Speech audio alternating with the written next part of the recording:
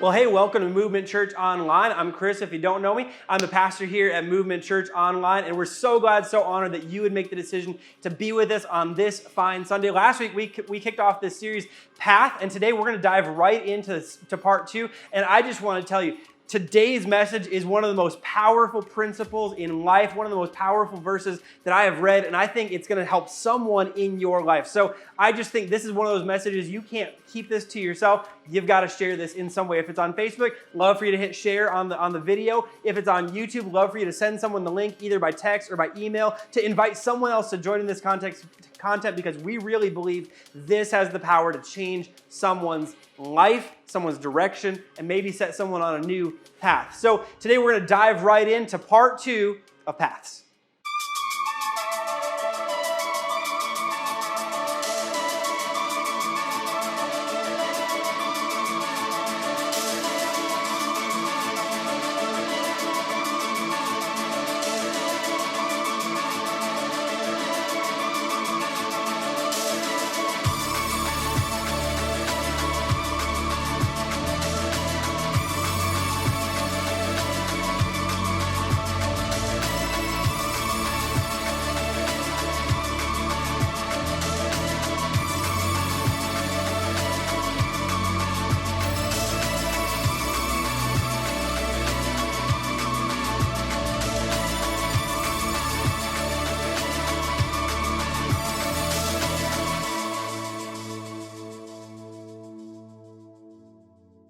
Well, to quickly review where we've spent last week and what we're building on this week, your path will determine your place. Your path will determine your place always. Your path, more than your plans and your prayers, will determine the places that you arrive in life. That no matter what your hopes and dreams and plans and goals and things that you're praying for, you will end up in the places that your path leads to. That's true in your marriage, in your dating life, and those things are connected, by the way. You'll experience in marriage the result of the path that you chose while dating. That's some free advice right there. It's true when it comes to your finances. It's true when it comes to your time. It's true when it comes to your life as a parent. True in your career. True in your education, your friendships. It's true everywhere in life. Now, that should lead us, as we talked about last week, that should actually lead us to two great questions moving forward. Number one is, how do you know what path to take? Like, you're facing situations, you're trying to figure out paths, like I'm facing this thing and I've never faced this before, so how do I know which path I should take? The second question is this: what do you do if it dawns on you that you're walking on the wrong path? Now, let's be honest, those are two really big questions in life, and if it's true that our path determines our place, those might just be two of the biggest questions in life. Questions we should be giving a lot more thought to than we actually do. It should lead us to questions like this: well, how do you know if a second date or becoming exclusive with this person is the right path? How do you know if switching majors or transferring colleges is the right path? How do you know if renting or buying is the right path for your housing? How do you know if your relationship with alcohol is healthy or moving toward unhealthy? How do you know if taking this job is moving in the right direction? How do you know if a second marriage is the right path after or direction to go after a divorce? How do you know if you're on a healthy path with your mental health? How do you know if you're on a good path with your physical health? How do you know if you're choosing the right path with parents who are aging? Are you on the right path with your retirement? Are you on a good path with the people that you spend your time with outside of work? How do you know if the way that you're parenting is the right path? How do you know if you're taking out the right amount of student loans? How do you know what's wise when it comes to finances and investing? Now, here's the thing, all of those and 100 other examples are big decisions of which path you will walk in life. And when you're choosing the path, often you are making a decision and choosing a path when you've never walked that path before. You know where you want to end up. You know where you want to go. You know where you're praying to end up. You know where you're hoping to end up. But you don't know how to recognize the path because, let's be honest, you've never walked the path before. So where do you get the wisdom to choose the right path when you've never had to choose a path like this before in all those different areas of life? And a few thoughts here on where we get the wisdom to choose the path. Number one is wisdom comes from God, not your gut. Wisdom comes from God, not your gut. I've got good instincts. Some of us go like, I've got good instincts. I've always had good instincts. My gut has never led me astray. I've got good instincts. Probably not, okay? Your gut may have guessed right once, but that doesn't mean your gut is always right or your gut is ever right. God is always right and God is always wise. He is the source of all wisdom as the creator of the world. He's the one who set everything into motion. He is wise above and before and beyond everything. His word is always true, and his word is always wise. Wisdom comes from God, not your gut. Wisdom, secondly, comes through evaluated experiences. Here's the thing. I so want to put experience here. Wanted to just put experience here, that we get wisdom from experience. But let's be honest, we do not get wise just from having experienced something. Experience alone doesn't actually teach us anything. You can have a whole lot of life experiences and still learn nothing, and still have learned nothing. You can have made all the mistakes in the world and still be making more because you have never evaluated why you're making those mistakes and what is leading you to make those decisions. Knowing what you chose and what happened last time is not actually a guarantee that next time we'll go any better. It's when we actually evaluate our experiences that we get wiser from what we've experienced in life. When we ask, well, why did that happen? Well, why did I choose that? Why did I choose this? And why did that happen as a result of that choice? It's when we evaluate our experiences that we become wiser. And then finally, wisdom comes through wise elders. Again, here, I wanted to just put elders, but let's be honest, we all know people who are elder who are not actually wiser, right? I mean, like, we know people who are elder and have a whole lot of stories and have a whole lot of crazy experiences and have a whole lot of stories to go, oh, this one time when but let's be honest, they are not actually wiser. For one, because they never evaluated their experiences. And for number two, because their experiences don't actually help us to become wiser. They've got stories, they've got gray hair, and they've got advice, but they don't have the wisdom that's supposed to come with the gray hair. We want to make sure that we're seeking out wise elders, people who have actually learned along the course of life, who have walked the path successfully before us and know how to give wisdom to help us choose the right path for ourselves. Now, everything I said might just be helpful, but here's what you and I both know. You can go to God, you can learn from your experiences, and you can seek wisdom from your elders, and you can still feel completely unconfident when trying to get to a place while choosing a path that you have never walked before, which means from time to time, and maybe a lot of the time, you're going to pick a path and then wake up one day to realize you're on the wrong path. Or perhaps you're on a dangerous path, or you're on a path that leads somewhere you never wanted to end up. And so the question that we're going to ask today is the second question. The question that we're going to answer today is the second question. What do you do when it dawns on you that you have chosen a path leading to the wrong place? What do you do when it dawns on you that you have chosen a path that leads to a dangerous place, that leads to a dangerous place for your marriage, that leads to a dangerous place for your career, that leads to a dangerous place for your mental health, that leads to a dangerous place for many different areas of life? And to answer that question, we have got a phenomenal verse from the book of Proverbs, from the same man who wrote the passage that we looked at last week, from Solomon. Just a single verse today. And if you've paid attention to my preaching for any part of the last couple of years, this verse probably won't come as a surprise. This is one of those verses that, like, I have been teaching over and over and over again for years because of its simplicity. It's matched only by its power. I've been teaching this for years as a student pastor, as a youth pastor, as a kids pastor, as a pastor of a church. Now, this is what Solomon wrote about what wise people do when they realize they are on the wrong path. Here's what he said. The prudent sees danger and takes refuge, but the simple keep going and suffer for it. The prudent sees danger and takes refuge, but the simple keep going and suffer for it. Now, here's what's so amazing about it. This is just a single verse, but there is so much to unpack here. There's so much beautiful wisdom here. The prudent is a word for the wise. The prudent is the wise. The prudent is the wise person. The simple is the unwise or the foolish person. And in this one little verse, Solomon unpacks for us the difference between wise and unwise people when they see that they are on the wrong path. It's the same trigger, it's different responses, and very different results. What Solomon says the wise person does is that the wise person understands that life is connected and they live based off of that understanding. They understand that there is a cause and an effect. Understands that if I see danger and I keep walking toward the danger, I am probably going to end up experiencing the danger. And so if I don't want to experience the danger, I have to make a change before I experience the danger. They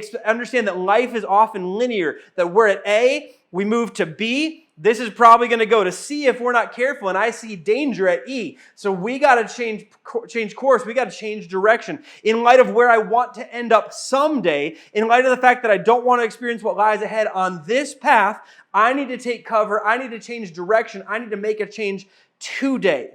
That's what Solomon says the wise person does. The wise person understands that life is connected and they live life according to that understanding. In contrast, the foolish person either does not understand or certainly does not act based on that understanding. They may see it, they may understand it, but they do not act as if that's true. They act as if life is disconnected. I'm at point A, we went to point B, we went to point C. It looks like we're heading to point D and there's danger at point E, but let's hope that we don't actually experience the danger at point E when we get they act as if life is disconnected. The foolish people are people who are driving toward a brick wall, but they don't think they need to hit the brakes, and then they're surprised when they crash into a brick wall. The foolish are people who jump off a bridge over a river and then are surprised to find themselves wet. They think things like, well, just because this happened the last 4 times I went there, doesn't mean it's going to happen this time.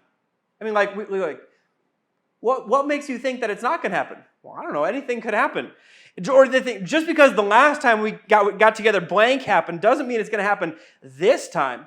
I mean, Solomon says, look, the wise person understands that life is connected and they make decisions and they act in their life according to that understanding. The foolish person either doesn't understand or doesn't act on the understanding that life is connected. They think life is disconnected. They think life is unpredictable. They think they can't see things coming down the road, and that if they see things coming down the road, that what's on the other end of the path isn't necessarily going to happen to them. But as we talked about last week, your path will determine your place. Your path will determine what you experience. If something is on your path, you will experience what is on your path. The prudent sees danger and takes refuge, but the simple keep going and they suffer for it. Now here's the trigger. The trigger is they got on the wrong path and they see danger ahead. They see danger ahead. That's the trigger. What do you do when you see danger? They see danger ahead. Here's what it looks like and feels like to see danger in your everyday life. Sometimes it's a pressure you feel, where all of a sudden you look ahead and you're like, every time I get around these, I just feel this pressure. Maybe it's realizing that when you're out with that group of people, you pretend and you hide who you really are. You put your faith to the back burner. You don't dare, you start making jokes that you disagree with, that you start to hide and you pretend to be someone that you are not when you get around those people. And you feel uncomfortable and you feel like that's going to lead you somewhere dangerous. And guess what? It's going to lead you somewhere dangerous. Maybe it's looking at your credit card account and realizing that you spent too much 7 out of the last 8 months and you don't really have a plan to pay it off. You look ahead, you go, if we keep spending like this, we're going to, this leads to somewhere that is no good. It's waking up halfway through a semester of school and realizing that you're significantly behind on every project you have. Going there's actually not enough semester for me to catch up on all of this. If I continue the way I am, I'm just going to finish the semester failing every class and not finishing any of my projects. It's a significant other snapping at you in a way that legitimately made you feel unsafe. You go, if I continue down the road with this person, I feel unsafe right now. Where does this go? It's finding yourself thinking and doing things that seem out of character for yourself and your thought life. And in this small little verse, there's actually an encouraging and an important truth here. Well-intentioned, wise people end up on the wrong path all the time. I mean, Solomon says, the prudent see danger. Well, why does the prudent see danger? Because they're on a path that leads to danger, which means by accident or whatever happened, they actually chose the wrong path. They got on the wrong path. That you can be wise and you can be well-intentioned and you can be a good person and you can be a godly person and you can still end up on the wrong path. This should actually make us feel really freed up, because the good news is that ending up on the wrong path doesn't make you dumb. It doesn't make you stupid. It doesn't mean you're unwise. It doesn't mean you're ungodly. It doesn't mean you're not trying. Ending up on the wrong path simply means you chose the wrong path, and that happens to everyone. See, well-intentioned people end up in loads of financial debt, just like unintentional people. Wisdom-seeking people end up taking jobs that make them miserable, just like foolish people. Wise people end up in marriages that don't seem healthy, just like foolish people. People who love Jesus end up with difficult relationship with their kids, just like foolish people, okay? The defining mark of wisdom, this is so important, the defining mark of wisdom is not getting everything right away, but is your response when you get it wrong.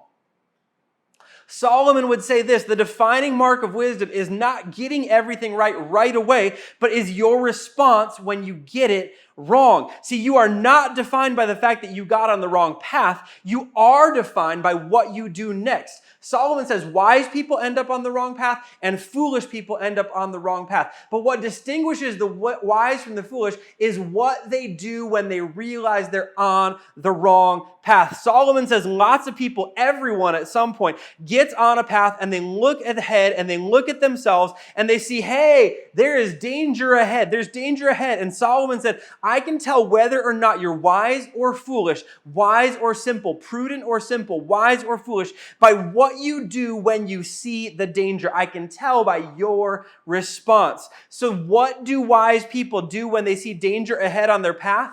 They turn around. They seek cover. They don't take another step in the direction of the danger. They change. They do whatever it takes to avoid the danger on that path. They change direction. They repent. To use an old spiritual term, to use an old Christian word that we like to avoid nowadays, they repent. They change the direction. They say, I'm not walking another step on that path financially, on that path with my education, on that path with my relationships, on that path in my dating, on that path in my marriage, on that path with my relationships with my kids. I'm not taking another step on that path. I'm turning around and I'm going to choose a new path today. And anything less than that response, Solomon would say, makes a person simple and unwise. And to not choose that path when we see danger ahead is to live in a way that we assume life is disconnected and we end up experiencing the danger that inevitably lies on the wrong path. Now, here's what you're thinking in response to that. You're thinking, well, I'm not simple. I'm 44 years old. I'm 52 years old. I'm 28. I am not simple in marriage. I've been married 7 years. I've been married 16 years. And here's the thing. Anytime you see a problem in the future, Solomon would say, anytime you see a problem ahead on the path that you are walking and you refuse to change direction and you refuse to change the path, Solomon says, and I'd agree with him, you are simple. You are foolish. You are unwise. Now, here's the thing. Again, we have so many ways that we deal with this and try to get around this. This is how religious people handle this. Well, I feel guilty. I see the danger and I feel guilty because I chose the wrong path.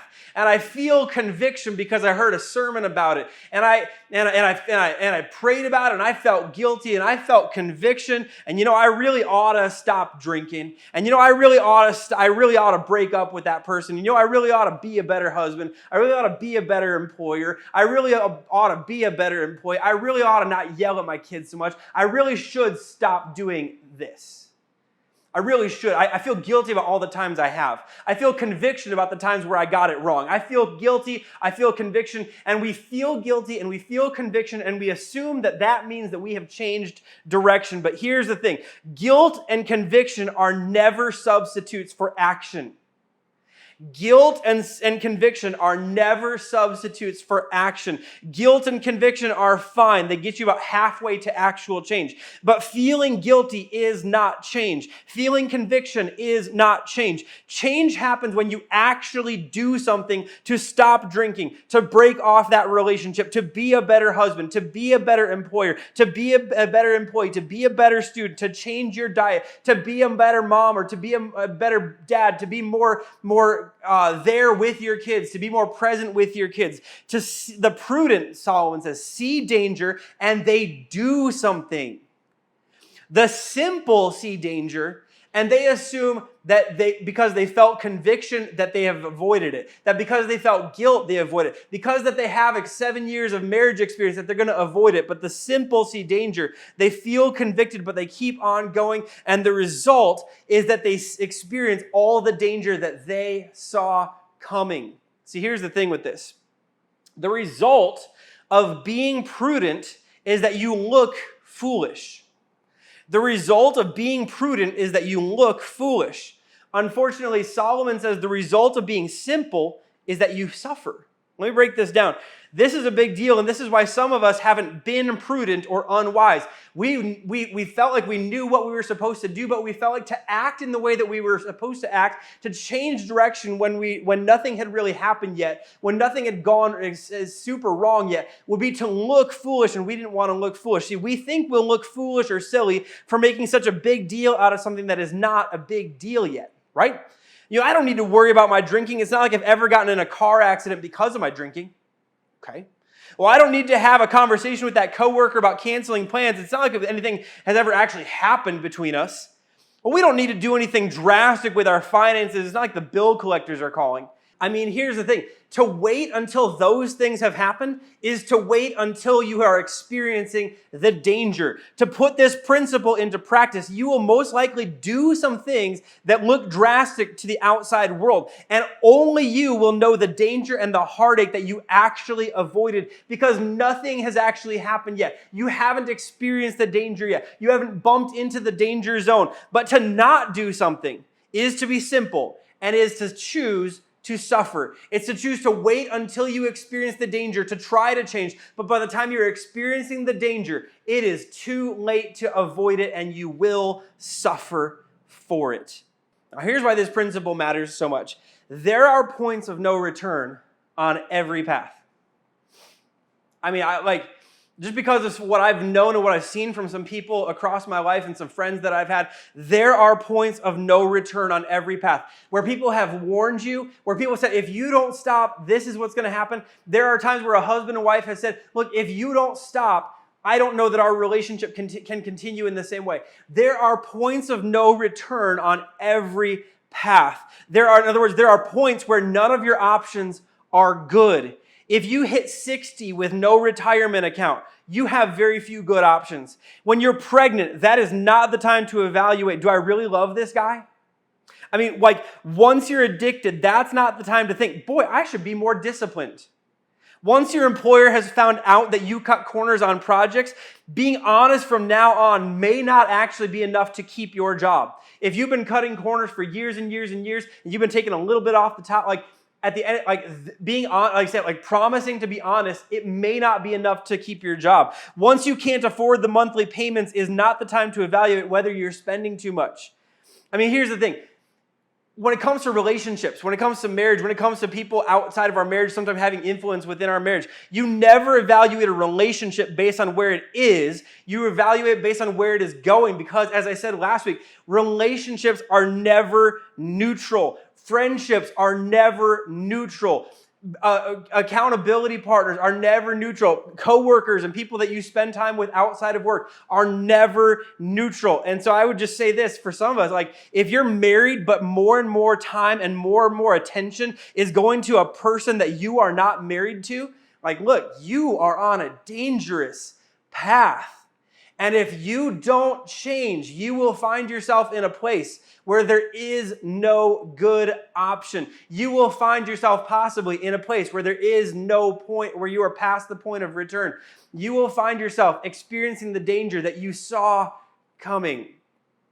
But you chose to be simple and to be foolish and to be unwise with your relationships, to be unwise with your finances, to be unwise with your parenting, and you found yourself in a place of no return. But that does not have to be your story. If you look ahead and you see danger, Solomon says, the prudent sees danger and they take refuge and they turn and they repent and they change and they refuse to walk one more step in the direction of the danger. So here's the thing. As we talk about this, here's some things that if you put this into practice, there are 4 dynamics that I think you'll experience at some point along the way. You'll experience, you have to take a step of action. You have to take a step of action. You have to end that relationship. You have to sell something maybe. You have to get counseling. You might have to get a second job to pay for the things that you bought that you couldn't afford. You may have to change the way you parent, change your approach in your parenting. You're going to have to take some action. The second dynamic is that you may experience some sacrifice. You may have to give something up. chances are, if you have walked towards danger and you've gotten close enough to the danger that you can see it, in order to actually move away from the danger, you may have to give something up. You may have to sacrifice something, have to give something up. You might have to make a change that feels like a sacrifice in your time, in your money, in your lifestyle, in your friendship, in your romance, in your adventure. Like that you just may not experience some of the things that you want to experience for a while because you're making a change. For a lot of people, especially young people who have experienced a lot of heartbreak and a lot of heartbreak and a lot of heartbreak and have kind of been serial daters over and over, dating, breakup. One of the best changes that you can make is to actually intentionally put a pause on your dating life, to allow healing to take place in your heart and in your mind, to change your patterns, to actually evaluate and take some time off from dating, to sacrifice the lifestyle, to sacrifice the time, like what you most naturally lean into so that you can come out of the other side healthy. But you might have to sacrifice something. The third thing that you're going to experience in this dynamic is this is why this is so difficult, is the word embarrassment. It's embarrassment. See, you will make decisions that you may not be able to fully explain to other people. You will make some decisions of like, hey, you know what? We're not going to tell them why we're not going out to eat with them, but we're just not going to go out to eat with them. We might not be like, we're going to end up looking kind of bad. And they might think we're having money problems. They might think we don't like them. I don't know what they're going to think. We're just going to look a little bit silly for a while. Or you know what? Hey, we're not going to be able to we're not going on that vacation this year. Now, when I know we talked about it, I know people are going to fill in the blanks with all kinds of things. Like we're going to deal with the embarrassment so we don't live with the danger of doing things that we know we can't afford. You're going to live with some embarrassment. Embarrassment before you fall off the edge is better than dead in the water. This is just simply true. Embarrassment before you fall off the edge is better than dead in the water. This is when you feel embarrassed, but you actually go and you have a conversation with a friend where you tell them about the things that you're thinking and the things that you're feeling that you know you shouldn't be thinking and you know you shouldn't be feeling, and the temptations that you're dealing with that you don't want to deal with and you can't tell anybody else, but you actually go and you do the crazy, embarrassing thing of confessing it. Because confessing it on the side of embarrassment is better than it coming to light when you have already fallen off the edge of the cliff. You're going to experience some embarrassment, but finally, you're going to experience the dynamic of relief. And here's the thing. It may be a while before you get there. After there's action, after there's sacrifice, after there's embarrassment, there's going to be relief. And it may be a while before you get there, but here's what relief sounds and feels like. I am so glad I did blank. Maybe I'm so glad I did confess it. I'm so glad I decided to stop spending the way I had spent it. I'm so glad that I decided to stop putting off the work in my classes. I'm so glad I decided to stop the way I was parenting and choose a gentler approach and a more patient approach with my children. I'm so glad I did. Or sometimes relief sounds like this. Can you imagine if I hadn't? Or can you imagine if we hadn't? Can you imagine if we hadn't gone to counseling? Could you imagine if I hadn't gotten help that I needed to deal with my anxiety? Can you imagine if I hadn't gotten the help to handle my spending? Can you imagine if we had never had that conversation with that person? Could you imagine if we just ignored all the red flags and kept diving into spending time with that person? Can you imagine if we hadn't? Here's the thing.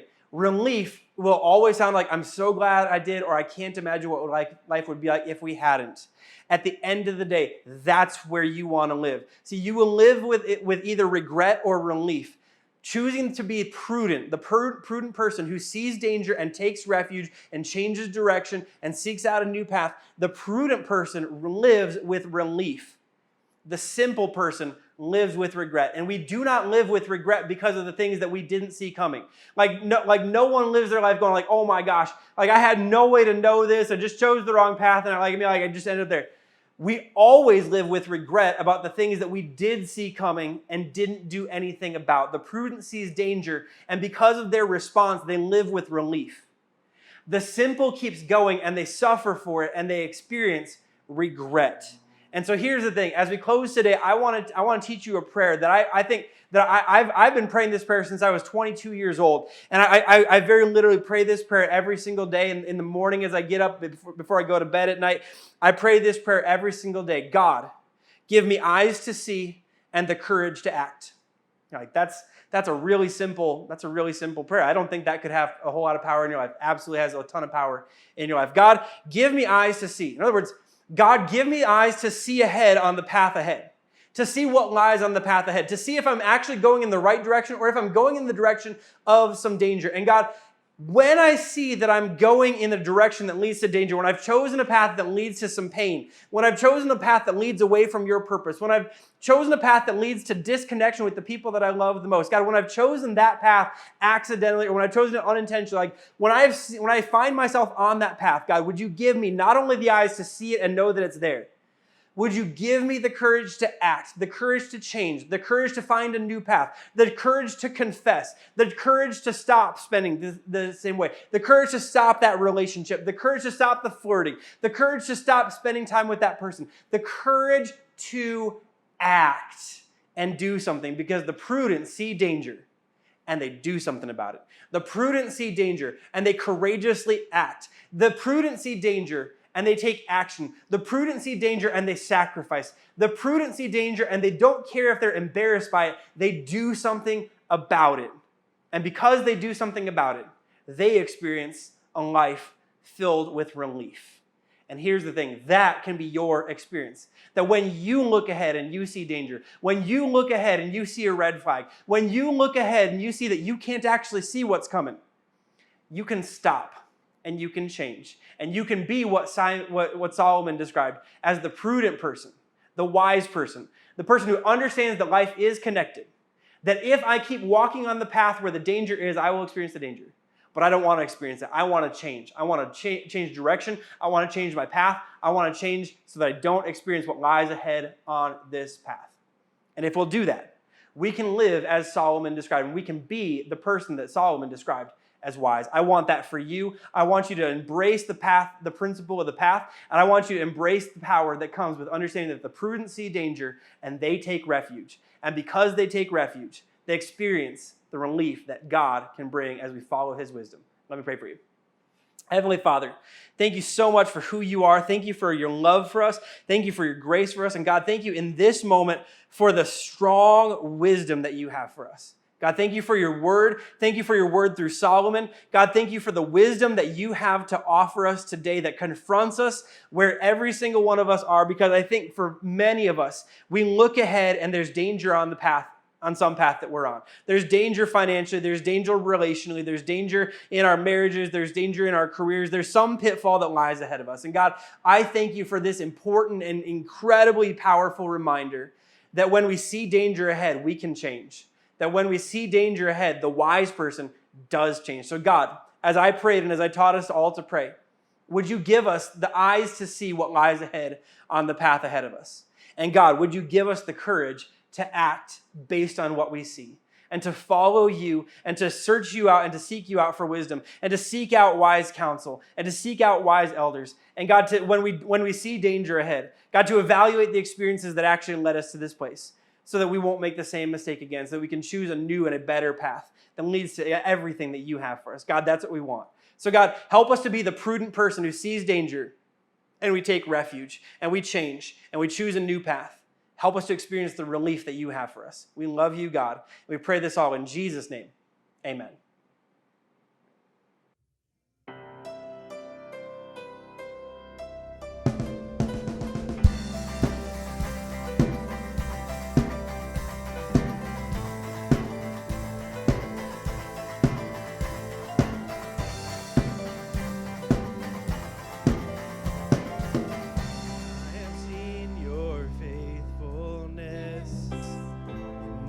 Break your promises.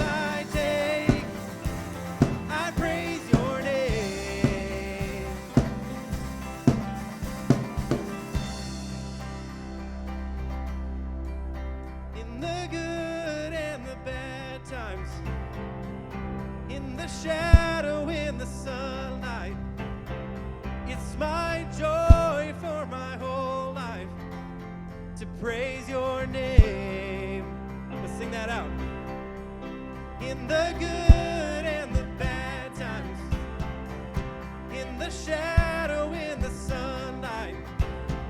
It's my joy for my whole life to praise your name. But sing it out in the good and the bad times. In the shadow, in the sunlight. It's my joy for my whole life to praise your name. I praise your name. In every moment I will choose to say, with all I am, with every breath I take, I praise your name. Oh, I praise your name. You are the giver of every good thing. With all I am, with every breath I take, I praise your name. I praise your name. I praise your name. Amen.